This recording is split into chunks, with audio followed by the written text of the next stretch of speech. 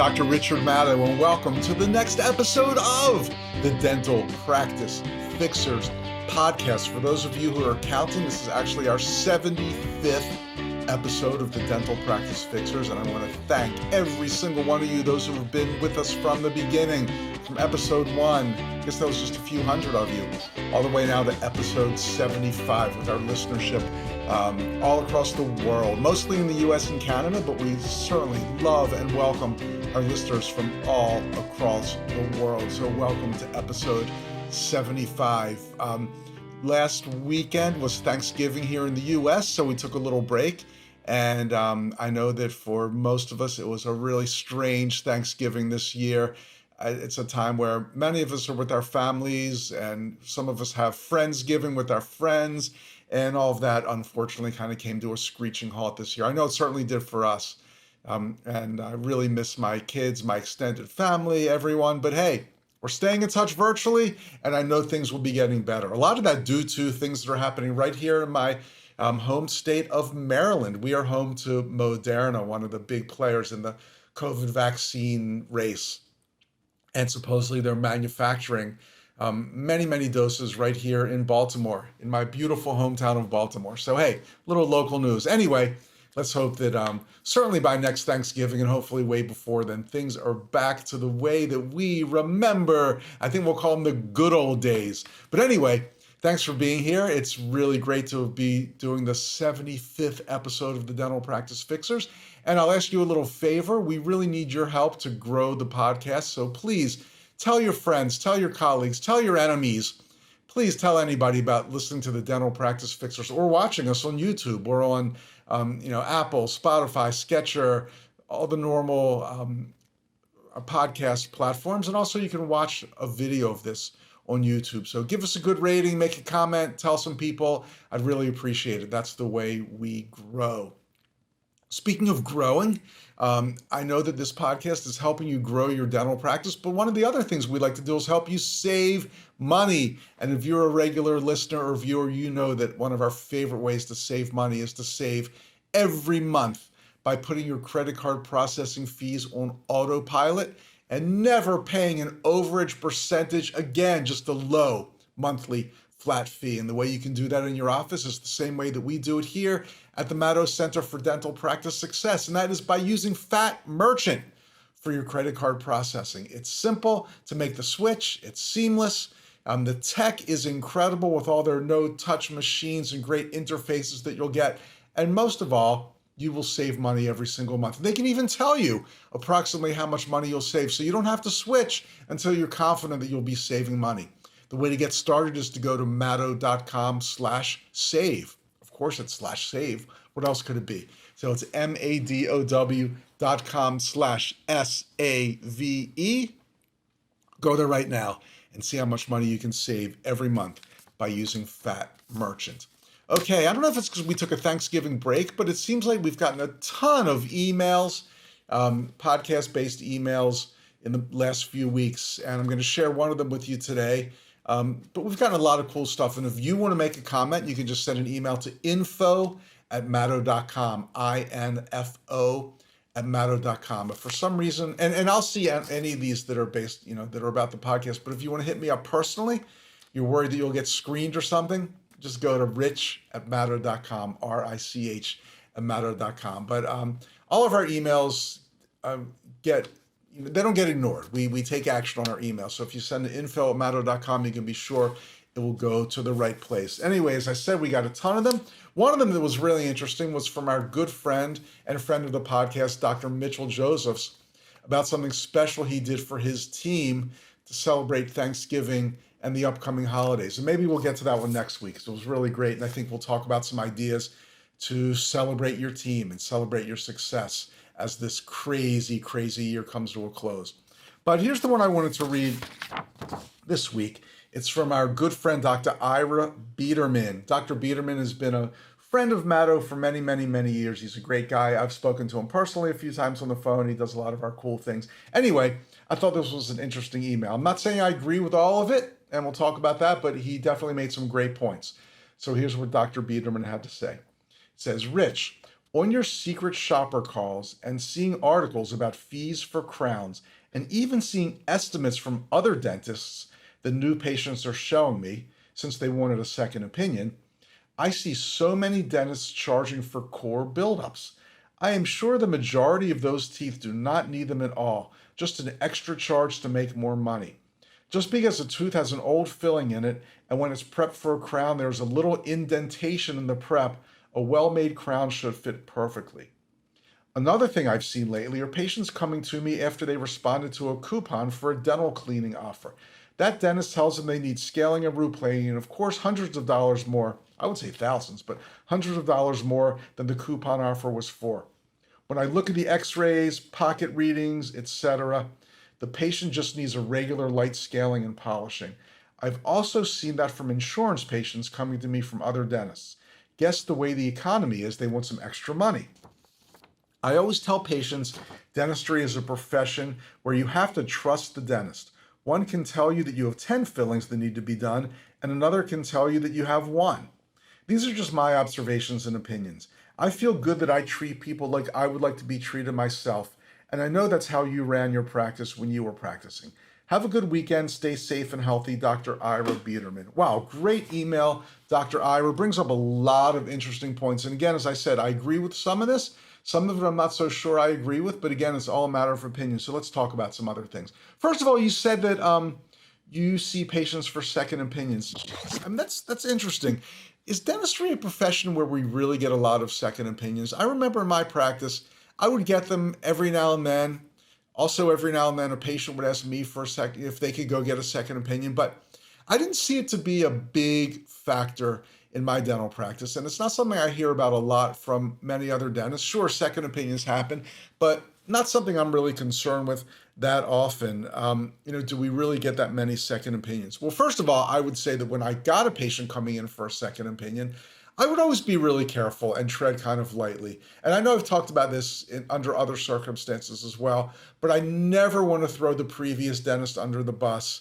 I don't care how bad I think they were or how bad they mangled this diagnosis. I just don't find it productive. Even if a patient's looking for a second opinion, they might still have good feelings about their previous dentist, or even if they hate their previous dentist. I just feel that when we say negative things about other dentists, it brings us all down. It's bad for the profession in general. So many times if the patient will say like, do you agree with this? I would just say something like, well, I wasn't there when this examination was given. I don't know what the circumstances were. So what I'd like to do is tell you what I see here today and what I feel the correct course of treatment is for you. Instead of just saying this dentist was a schmo, this dentist was a gonoff, this dentist didn't know what they were doing. A lot of Yiddish today. This dentist didn't know what they were talking about. I just don't find it productive. So I need to be I find it's really good to be careful and never throw that dentist under the bus. A strategy that I used to use when a patient would ask me if they could get a second opinion, first of all, I wouldn't be act shocked or insulted or anything like that. I would just say, I absolutely understand. There's no problem at all with getting a second opinion. But, and this was particularly for perio disease, I would say, I would highly recommend that you see a specialist. They do have the highest level of expertise in this particular situation. And I'd like to recommend that you see Dr. Packman. He's a periodontist in the area. He's a specialist in gum disease. He's very conservative. He's not one to recommend unneeded treatment or surgery, and I highly respect him and trust his opinion a lot. As a matter of fact, here's how you can get in touch with him. I always thought it was good to recommend a specialist, and honestly, most people would kind of see the light and they'd be afraid to go to the specialist and they'd have me do the treatment right in my office. But I just think it's good, and I think it's a wise thing to do. I mean, I'm just thinking like if I were seeing my internist and they said, I think you have this or that. And I said, I really want a second opinion. And they said, okay, that's fine. I welcome second opinions. But in this case, I think you should see a dermatologist or orthopedist or whatever it is. Kind of take it up that extra notch. Nothing wrong with that. So second opinions, yeah, we can certainly use them to our advantage, but never use them to our disadvantage by getting all defensive and cocky and blasting another dentist or acting insulted. It just doesn't do anybody any good.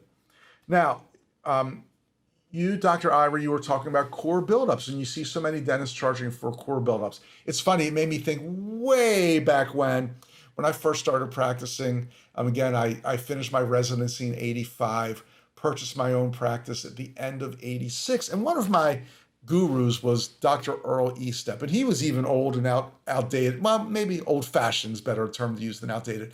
Back then in the 80s, a lot of his stuff was from the 60s and the 70s, but I loved his writing, especially on treatment plan presentation. But he was also a fantastic clinician. He used to write about how he very rarely did cores, how he would just, and he showed pictures, he would do these crown preps and then crowns on these just kind of jagged looking, they look like modern art. I don't know, because he wouldn't do cores and he would just kind of trim things up and make it look like maybe like the New York City skyline, these crown preps. And his theory was that it gave more surface area for the crown to adhere to or for the crown to bond to. And, we weren't really using bonding cements as much back in those days, but let's just say for the crown to adhere to. And I started trying it his way. I wasn't a fan. I certainly sensed a higher level of failure and certainly a higher level of sensitivity and issues. So I became a fan of doing cores. There was a product back then by Parkel called Amalgam Bond. And this kind of revolutionized everything because it made amalgam. I know, yes, we were using amalgam for most of our cores back in those days. It made amalgam bond to just about everything. It was really expensive. It was a revolutionary material. You could use it then for composite materials as well. Even those old mix-up composites that I know most of us don't even remember, it would make those bond to the prep. So that was a game changer. You could actually bond a material to this prep. And after all that happened, trying early steps methods, maybe with a higher amount of failures or sensitivity, and then we could actually bond things to crown preps, I became a big fan of cores. There was just nothing like a good bonded core and a nice, solid, firm crown prep that looked like it was supposed to look like if you did a crown prep on a ivorine tooth or plastic tooth or a virgin tooth. Not that you would ever do a crown prep on a virgin tooth, but this is what it would look like. So I happen to be a fan of cores. Do some dentists overtreat? Yes, absolutely. I've been in practices before where they say we never do a crown without a core. Now, anything that absolute, I think that's overtreatment. You cannot say in every single case that a crown needs a core, but I think cores are great. I think they're useful. Do they lead to an extra charge? Yes, they do. You can make the argument that a core is kind of a profit center because your practice does get a higher fee, but I don't know. There are definitely dentists out there doing too many cores, like this office I just talked about where they do a core every time. But I think used conservatively, a core is a great treatment, and I find that they very frequently are needed. Okay, scaling and root planning. Yeah, it's a tough one. Patients do frequently tend to see scaling and root planing as bait and switch. And Dr. Biederman, I do agree with you. There are practices that, again, will never just see a patient and do a regular cleaning or a cleanup, a light scaling, whatever you want to call it, and then switch the patient back to a regular exam and prophy patient. On the other hand, I cannot tell you how many times I go into a practice or our coaches go into a practice or we do a data analysis and look at the amount of perio being done in that practice and find this just doesn't sound right because let's face it, we know well over 50% of adult patients in the US have some form of perio disease. We see practices that are doing scaling and root planing or having patients in perio maintenance at a level of like only 5 to 10% of the patients in their practice. So while I agree with the emailer on the one hand, we don't want to overtreat perio, we don't want to do bait and switch. I find it extremely common the practices are not doing enough perio treatment. Why aren't they doing enough perio treatment? I think a lot of it is fear of confrontation. We've been seeing this patient for a while. We've been telling them everything's fine. We're just going to keep doing cleanings. And it's tough to adjust to talking to them about perio treatment. But don't be afraid to do it. Again, you can always say, our modern research shows that perio disease is linked to health problems that affect the whole body, hypertension, diabetes, whatever. And we're being extra careful in making sure that we're finding periodontal disease and treating it in our patients. So many reasons that dentists are afraid or hygienists are afraid to diagnose and present perio treatment. We've had many dentists and hygienists say to us, I know it's really weird. So few of our patients need perio treatment, but in this area, we just don't find the perio treatments needed. Well, I'm going to call BS on that one. I don't think there's any predictor of periodontal disease. Sure, you can make the case maybe that in lower socioeconomic areas, there's more perio disease because people just don't take as good care of their teeth. They don't go to the dentist as frequently. I'll buy that one. But I don't care where your practice is. I don't care if you're in Midtown Manhattan, Beverly Hills, or the middle of nowhere. Your patients have perio disease. And if you're not doing a decent percentage of scaling and root planing, or at least diagnosing it, you could be underdiagnosing. But Dr. Ira, I totally see where you're coming from in that. I think in general, we just don't want to overtreat. You made a point that dentists want extra money in this economy. Well, I don't think it's just this economy. I think there have always been unscrupulous dentists who overtreat, who want more money, and it's just a shame. And I think the most important thing that you said in this whole thing is that it's all about trust, and that you want to be treated as you would treat yourself, and that it comes down to trusting your dentist. And that is the most important thing, and I'm so glad you brought that up. People say, what's the most important factor in treatment plan acceptance? Is it this style of doing it? Is it this way of doing it? Is it, bringing them back into the separate appointment in the big room and wearing a suit and tie? Is it doing it right in the, right in the treatment room? Blah, blah, what's this? And, I could talk about this for hours on end, but Dr. Biederman, you nailed it. Trust is the number one thing. You have to be honest. You have to be ethical. And you have to convey that to the patients. You've got to befriend them. You've got to make them your trusted dentist. If you're coming off as some slick, sleazy salesman, it doesn't matter if they need the treatment or not. They're not going to trust you and they're not going to buy into it. So it's all about establishing relationships, being trustful, being there when they need you. All these things are so important, and so many little factors go into this. I would even make the argument that taking a patient back on time for their appointment, getting to know a little bit about them, making the little blue notes that I talked about, where you talk about, just ask them something about their personal lives.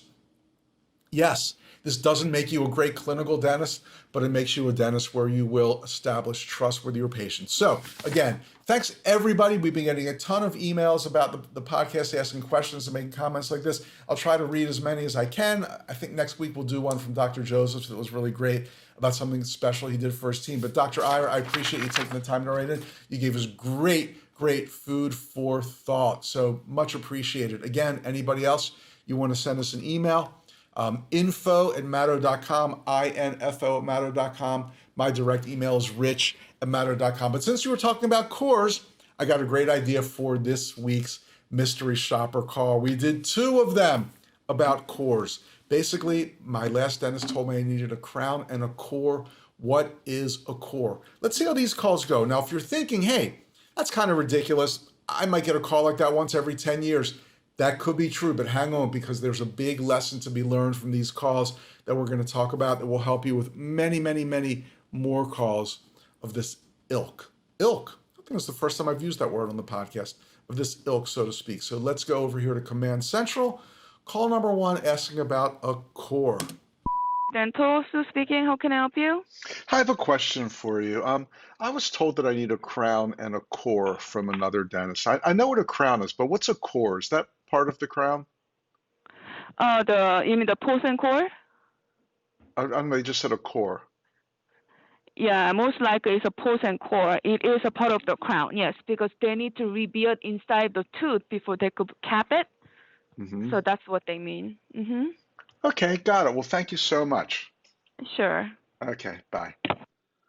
Okay, well, I'll start with on the niceness scale. She was certainly nice. She was pleasant. She seemed interested in helping me. I asked about a core, and she went to a post-in core, which, that's a little bit of a stretch. Post-in core, I don't think will be done nearly as frequently as a core in your dental practice. And so maybe she didn't really know what she was talking about that much clinically. I think she said something like they need to build the tooth up from the inside. I like that. That's not bad. I mean, I think you get a picture of what that means. I like it when, I've talked about this a million times again, you don't use clinical terms, you use terms that even a 4th grader could understand. So they need to build the tooth up from the inside. Well, not bad. Paints a somewhat accurate picture. But again, she got the clinical procedure wrong. She was nice. and she made the biggest mistake of all time. But let's do call number 2, because call number 2 also makes the biggest mistake of all time. And then we'll talk about this call in general and why, even if you're not getting this exact call, what's a core? You're probably not getting that call very often, but why it's so important that you're able to answer this question. So back to Command Central, call number 2. This is Karen. Hey, I was told by another dentist that I need a crown and a core buildup. I know what a crown is because I've had those before, but what does a core buildup mean? So that just means that the tooth is not, what's left in the tooth is not going to be enough to hold a crown.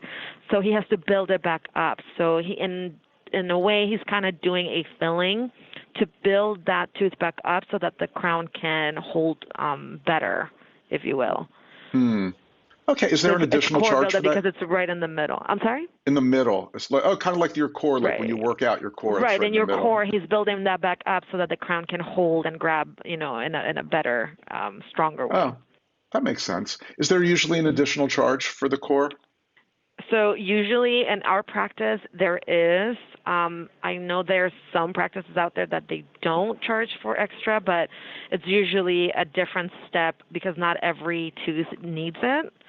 So there is an additional fee occasionally. Occasionally. Got it. Well, thank you so much. I appreciate it. You're welcome. Sure, Okay, no bye. problem. Bye. Bye-bye. Wow, she was doing okay. At the end, she really went off on that tangent, saying that some practices don't charge for a core, and in our practice, there's an additional fee occasionally. Well, occasionally, how do you decide? I mean, she never should have gone there. First of all, some practices don't charge for a core. That's crazy. I don't think I've ever heard of that. But now my expectation is that this core should be no charge. So what if I went there now and I needed a crown and a core? Well, you told me that some practices don't charge for a core and you charge for it occasionally. I want the free one. So that was a big mistake to go there towards the end. I did like her explanation of a core. It's like a filling to make the tooth stronger so the crown can hold on better. I mean, again, I didn't get that quote exactly, but I thought she did a really nice job in layman's terms of explaining what a core is. There's not enough tooth there to hold the crown completely, so we do something like a filling so the crown can hold better. Yeah, I mean, is it 100% accurate and scientific? Well, I think it did the job. But let's go back to the main point and the main problem with these calls. As I said before, how often do you get a call saying, I need a core and a crown? What is a core? Well, maybe never. But that's not the point. Because think about it, a call like this or so many other calls, this patient is actually saying, I have a question and I called your office, which means I'm interested in being a patient in your office. Now, I know where these calls were done. We bleep all that out, but I can tell you these were done in a very dense suburban area, the kind of area where there's a dentist every foot. I mean, competitive, kind of a high fee area, dentists all over the place. Why did this person, of all the dentists in your area, hundreds of them, pick up the phone and call your number? Who knows? They were referred by a friend. They drove by your office or walked by because you're very nearby. You were on their insurance list. They saw your sign. It could be many, many reasons, but for some reason they called your office out of all the offices in the world with a question. And the question could be, what's a core? It could be, do you take my insurance? It could be, where are you located? It could be, do you have Friday hours? Who cares? This person is saying the same thing. I want to be a patient in your practice. And neither of these people, nor most of the ones that we call, ever took that most important step and said, we'd love to see you as a patient in our practice. Well, in this case, they could have said, I'll tell you what, the best thing is, why don't you come on in? We'll have the doctor take a look to see if that's actually what you need. Maybe you don't even need a core and a crown. Who knows? Come on in. We'll take a look. We won't even charge you. We'll do a no-charge consultation, and we can let you know exactly what you need and talk to you in person about what a core is. You'll get to meet the team, see the office. I know you'll love it here.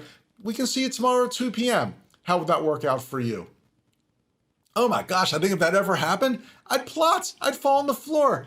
Why aren't people doing this? It's so simple. I don't know. Our goal with the Dental Practice Fixers is to make it so every call we make, that's how they do it. But it didn't happen this time, maybe next week. So until then, I will see you next week. I'm Dr. Richard Maddow, co-founder of the Maddow Center for Dental Practice Success, your host today on the Dental Practice Fixers podcast. Thanks again for being a listener or a viewer. We really appreciate it. And I talked about earlier how when we analyze office's data for the amount of perio treatment they're doing. That's something that we can do for any practice, and we do it at no charge, no obligation, no pressure. They're incredibly revealing. Just go to matto.com/snapshot.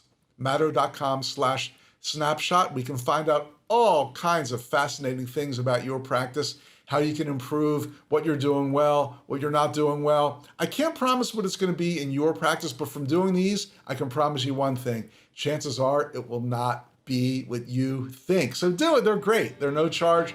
They're very interesting, very revealing, and I dare say they're fun. matto.com/snapshot. And I will see you next week on The Fixers. Thanks.